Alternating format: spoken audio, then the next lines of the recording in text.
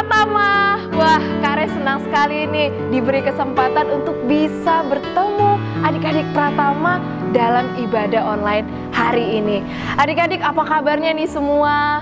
Baik ya, tentunya semuanya penuh dengan sukacita karena hari ini kita mau ibadah, kita mau memuji Tuhan, dan kita mau memuliakan namanya. Adik-adik, sepanjang ibadah, sepanjang kita di rumah, kita pasti ya merasa bosan, merasa jenuh, bahkan mungkin ada yang nih yang mulai bertengkar, mulai tidak suka di dalam rumah karena terus-menerus. Nah, tapi adik-adik, kita selalu punya penghiburan karena Yesus selalu hadir di dalam hidup kita. Kita punya sahabat yang sangat setia, yaitu Yesus. Seperti lagu ini, ada satu sobatku yang setia. Siapa namanya? Namanya Yesus. Mari kita nyanyi, kita bangkit berdiri, kita nyanyikan lagu ini. Ada satu sobatku yang setia, tak pernah dia tinggalkan diriku. Di waktu aku susah, waktuku sendirian, dia selalu menemani diriku. Namanya Yesus, namanya Yesus, nama Yesus yang menghibur hatiku. Namanya Yesus, namanya Yesus, nama Yesus yang menghibur hatiku. Sekali lagi, ada satu sobatku yang setia. Satu sobatku yang setia, tak pernah dia tinggalkan diriku. Di waktu aku susah, waktuku sendirian, dia selalu menemani diriku. Namanya Yesus, namanya Yesus, nama Yesus yang menghibur hatiku. Namanya Yesus, namanya Yesus, nama Yesus yang menghibur hatiku. Nama Yesus yang menghibur setiap hati kita yang saat ini lagi bosan, lagi jenuh, dan sedang malas. Karena Yesus selalu ada di samping kita. Oleh karena itu kita tidak boleh merasa sedih, kita harus terus bersuka cita. Ayo adik-adik, kita mau berdoa sebelum kita memulai ibadah kita hari ini. Yuk berdoa. Tuhan Yesus, terima kasih Engkau selalu menjadi sahabat kami yang setia. Engkau selalu hadir dalam kehidupan kami. Engkau tahu apa yang kami rasakan hari ini. Namun kami tahu juga bahwa Engkau tidak pernah meninggalkan kami sedetik pun. Untuk itu Tuhan, biarlah kami selalu bersuka cita karena kami punya Allah yang begitu setia. Terima kasih Yesus. Pada hari ini kami mau menyerahkan ibadah kami. Ajar kami untuk menjadi anak yang taat, anak yang mau dengar-dengaran. Di dalam nama Yesus kami menyerahkan ibadah kami. Amin. Adik-adik, hari ini Kare akan menceritakan sebuah kisah seorang rasul yang dimana kehidupannya itu dulunya itu tidaklah baik, sangat jahat. Tapi Tuhan merencanakan sesuatu yang baik bagi kehidupannya. Begitu juga Tuhan merencanakan sesuatu yang baik bagi kehidupan kita semua. Nah, terkadang kita tidak mengerti bagaimana jalan-jalannya Tuhan.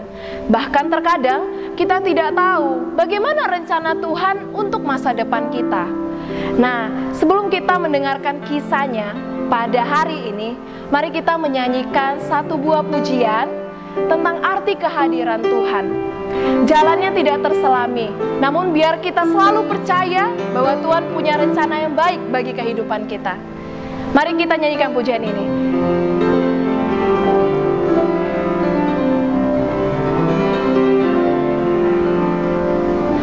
Jalanmu tak terselami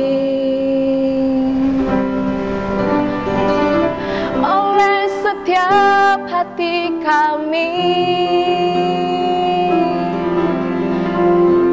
namun satu hal ku percaya, ada rencana yang indah, tiada terduga kasih-Mu. Heran dan besar bagiku arti kehadiran-Mu selalu nyata di dalam hidupku.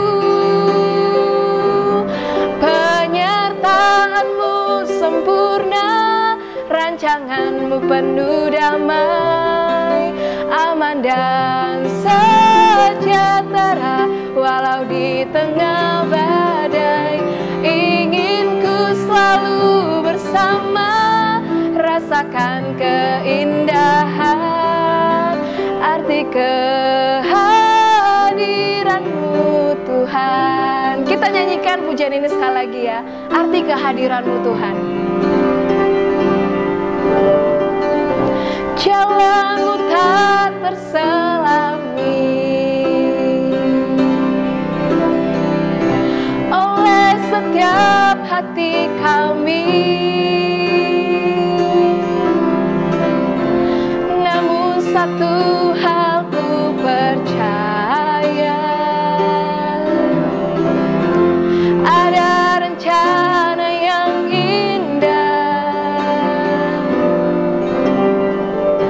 tiada terduga kasih-Mu. Heran dan besar bagiku arti kehadiran-Mu selalu nyata di dalam hidupku. Penyertaan-Mu sempurna, rancangan-Mu penuh damai, aman dan sejahtera walau di tengah badai. Ingin ku selalu bersama, rasakan keindahan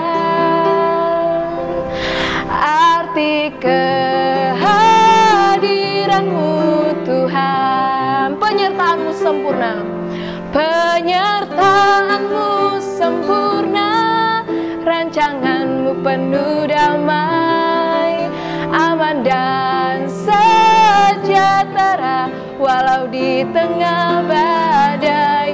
Ingin ku selalu bersama, rasakan keindahan arti kehadiran-Mu Tuhan. Adik-adik, yuk sebelum kita mendengarkan firman Tuhan, kita mau berdoa. Tuhan Yesus, saat ini kami mau mendengarkan firman-Mu. Biarlah kami belajar dari seorang rasul yang Tuhan berikan kehidupan yang begitu luar biasa, dan Tuhan begitu luar biasa merencanakan masa depannya. Kami mau melihat teladannya, kami mau melihat bagaimana Tuhan juga sedang merencanakan sesuatu yang baik bagi kehidupan kami. Tuhan, ajar kami untuk mau mendengar, untuk dapat memberikan sikap yang baik ketika kami mendengarkan firman-Mu pada hari ini. Terpujilah Engkau Tuhan, kami sambut firman Tuhan, di dalam nama Yesus kami berdoa dan bersyukur. Amin. Adik-adik, Tadi Kak Re bilang kita akan melihat satu kisah tentang seorang rasul yang ada di Perjanjian Baru. Kira-kira ada yang bisa menebak ya? Siapa yang akan Kak Re ceritakan kisahnya? Dia adalah seorang rasul yang dulunya sangat jahat sekali. Tapi ketika dia bertemu, ketika dia menerima anugerah dari Tuhan, kehidupannya berubah secara totalitas. Dia menjadi rasul yang sangat membanggakan, rasul yang sangat luar biasa di dalam pelayanannya. Nah, adik-adik, mari kita buka semua Alkitab kita. Yuk, dibuka semua Alkitabnya. Kita buka dari Kisah Para Rasul 9, ayatnya yang pertama sampai yang ke-18. Coba buka, pasti adik-adik semua langsung tahu nih siapa nama rasul itu. Coba dibuka. Sudah? Kisah Para Rasul 9, ayatnya yang pertama sampai yang ke-18. Nah, adik-adik ini sampai ayat 18. Tapi Kak Re akan merangkumnya dan adik-adik boleh mendengarnya dengan baik ya, supaya ibadah kita hari ini kita boleh melihat teladan apa yang bisa kita dapatkan dan kekuatan apa yang bisa kita lihat di dalam firman Tuhan ini. Oke, adik-adik. Nah, adik-adik, di sini judul firman Tuhan kita adalah di pasal 9 ini tentang Saulus bertobat. Nah, pada tahu ya semuanya Saulus, lalu setelah dia bertobat dia berganti nama dengan Paulus. Tapi adik-adik, nama Paulus itu bukan karena dia bertobat, bukan karena dia menjadi pengikut Kristus lalu namanya berubah, bukan ya. Nama Saulus dan Paulus itu merupakan nama yang sama, hanya di dalam bahasa yang berbeda, di bahasa Latin dan di bahasa Yunani. Nah, adik-adik, nama Saulus itu berubah menjadi Paulus itu sama ya. Jadi bukan karena dia pengikut Yesus langsung berubah namanya jadi Paulus, bukan. Jadi pada masa itu orang bisa saja bergantian memanggil namanya, mau Saulus juga nama yang sama, ataupun Paulus juga merupakan nama yang sama. Nah, sudah tahu ya adik-adik. Nah, pada waktu itu kita tahu semua nih, Saulus itu adalah seorang yang sangat kejam, bisa dikatakan sangat kejam. Karena apa? Karena dia itu selalu punya niat, dia punya usaha, dan dia punya keinginan untuk mengejar pengikut-pengikut Yesus pada masa itu. Tentu ini bukanlah niat yang baik. Dia mengejar, bukan hanya mengejar, tapi ingin membunuh, memusnahkan, supaya tidak ada lagi pengikut-pengikut Yesus.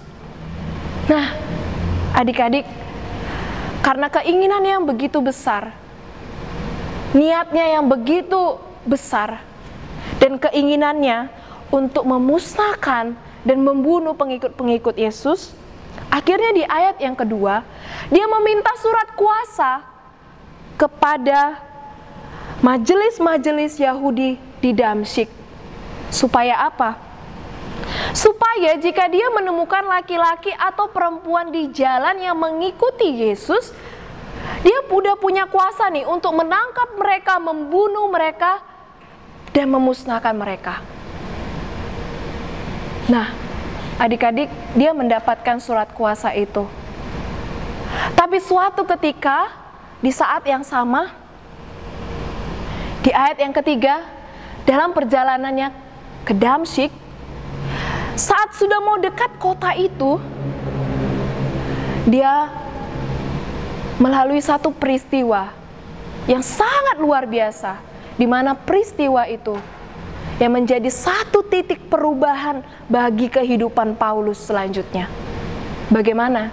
Bagaimana kisahnya? Bagaimana peristiwanya? Pada saat Paulus perjalanannya menuju Damsyik dan hampir dekat dengan kota itu, di suatu jalan ada suatu cahaya dari langit. Suatu cahaya dari langit yang mengelilingi dia. Lalu ia rebah ke tanah. Saat cahaya itu mengelilingi dia, dia rebah ke tanah. Kenapa dia rebah? Karena dia merasa ketakutan. Ada satu rasa ketakutan yang dia rasakan bahwa ini bukanlah situasi yang biasa. Ini merupakan kisah di luar kendali manusia. Ini adalah sebuah peristiwa yang tidak pernah terjadi sebelumnya dalam kehidupan dia. Dan dia rebah, dia merasa ketakutan saat dia dikelilingi oleh cahaya tersebut.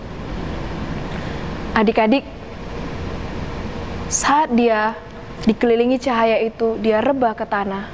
Ada satu pertanyaan yang harus sangat kita perhatikan. Pertanyaan ini sangat penting. Di ayat yang kelima,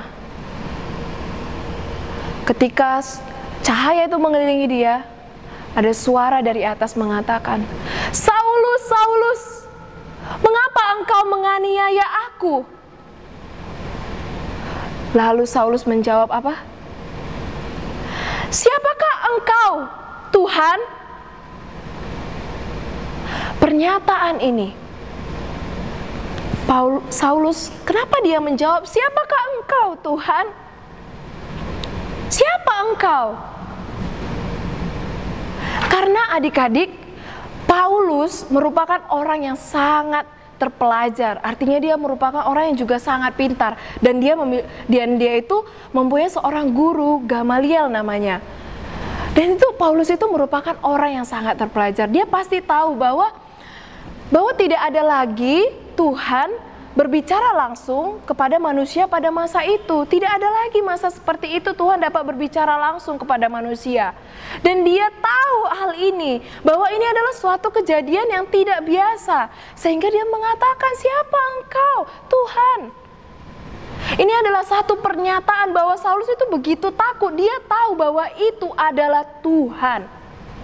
Nah, adik-adik, di saat itu Tuhan menangkap dia dengan anugerahnya. Di saat itu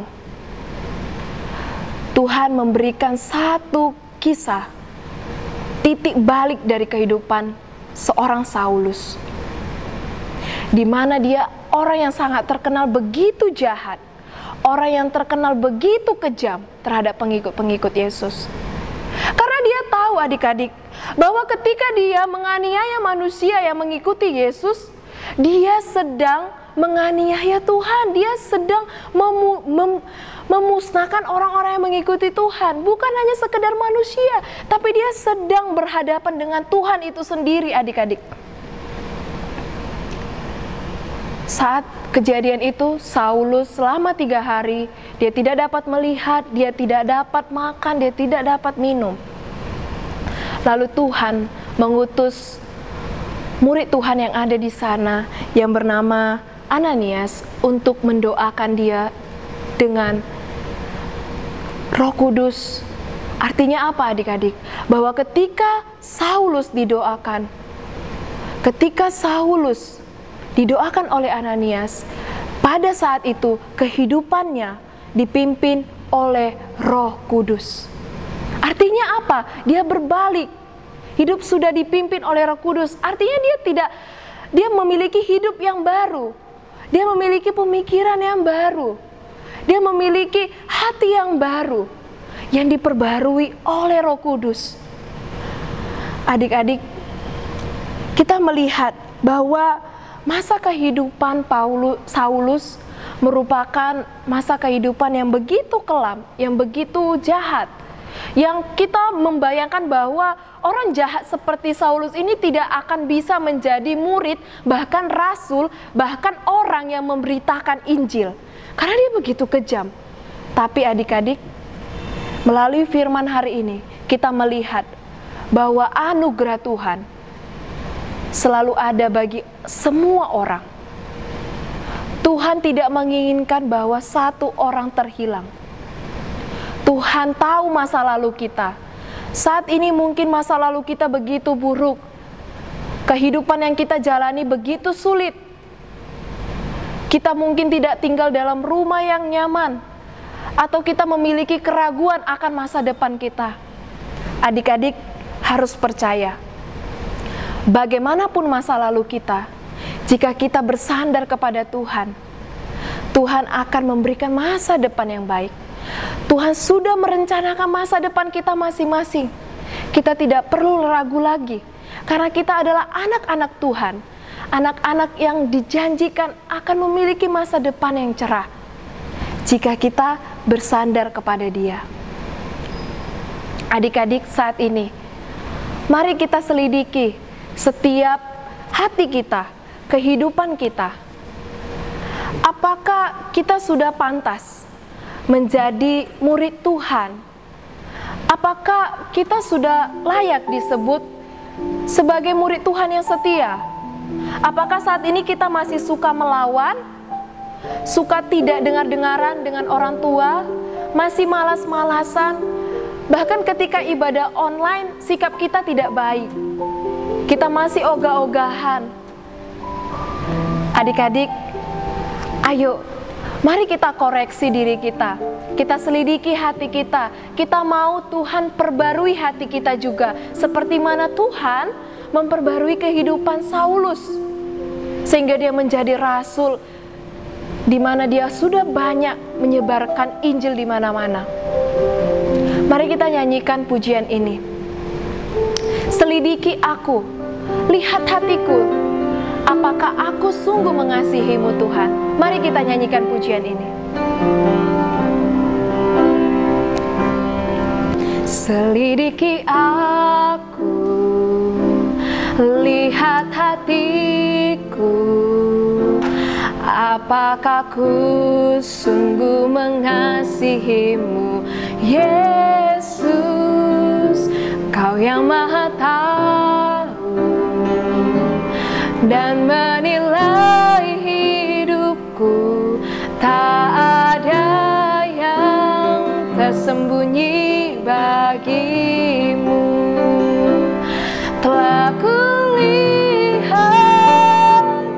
kebaikanmu yang tak pernah habis di hidupku.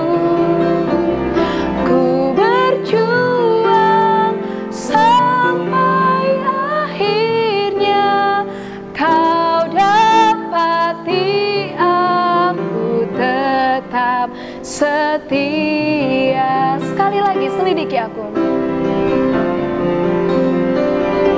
Selidiki aku, lihat hatiku, apakah ku sungguh mengasihimu Yesus?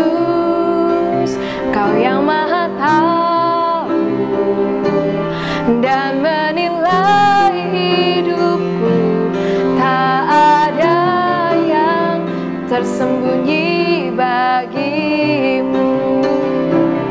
Telah kulihat kebaikanmu yang tak pernah habis di hidupku.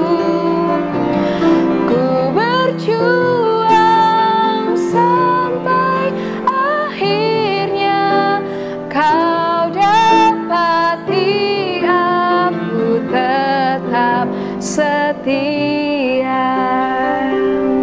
Adik-adik, kita punya ayat hafalan. Ayat hafalan kita dalam sesi hari ini kita sudah beda ya, ayat hafalannya sudah berganti. Ayat hafalan kita pada hari ini dari Roma 11 ayat 33. Nah, tapi di beberapa minggu ke depan kita hanya membaca Roma 11 ayat 33a. Nah, nanti di minggu-minggu terakhir kita membacanya secara full. Nah, hari ini kita membaca bersama-sama dulu ya, secara full. Roma 11 ayatnya yang ke-33. Yuk, mari kita baca bersama-sama. Oh, alangkah dalamnya kekayaan hikmat dan pengetahuan Allah. Sungguh tak terselidiki keputusan-keputusannya, dan sungguh tak terselami jalan-jalannya. Nah, hari ini kita hanya menghafal di ayat 33a saja. Nah, masih satu baris tuh. Pastinya mudah ya. Yuk kita hafal bersama-sama ya. Roma 11 ayat 33a. Oh, alangkah dalamnya kekayaan hikmat dan pengetahuan Allah. Nah, sekali lagi ya. Roma 11 ayat 33a. Oh, alangkah dalamnya kekayaan hikmat dan pengetahuan Allah. Adik-adik tetap setia ya membaca ayat hafalannya, dan jangan lupa loh, tetap juga berdoa. Adik-adik, sebelum ibadah kita selesai hari ini, Kare mau ingatin, kita punya bejana untuk Tuhan. Jangan lupa, kita harus mengisinya dengan penuh sukacita, dan nanti suatu saat kita kembali lagi ke gereja, ke sekolah minggu, kita bawa bejana untuk Tuhan itu semuanya untuk pelayanan di rumah Tuhan. Oke adik-adik, mari kita berdoa sebelum kita menutup firman Tuhan kita hari ini. Tuhan Yesus, kami mau menyelesaikan ibadah kami.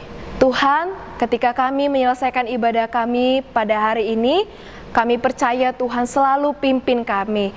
Tuhan selalu menuntun kehidupan kami. Tuhan selalu bersama dengan kami. Untuk itu, Tuhan tolong kami untuk selalu setia, menjadi murid-murid yang setia di dalam Tuhan. Ajar kami untuk rajin membaca firman-Mu, rajin berdoa dan bersandar selalu kepada Tuhan. Terima kasih Tuhan, kami menyerahkan hari-hari kami selanjutnya kepada Tuhan. Di dalam nama Yesus kami berdoa dan mengucap syukur. Amin. Adik-adik, kita punya pengumuman nih. Nah, di tanggal 3 sampai 5 Juli di bulan depan, kita akan mengadakan sesuatu loh. Kita akan mengadakan sesuatu. Penasaran? Ditunggu ya. Tanggal 3 sampai 5 Juli.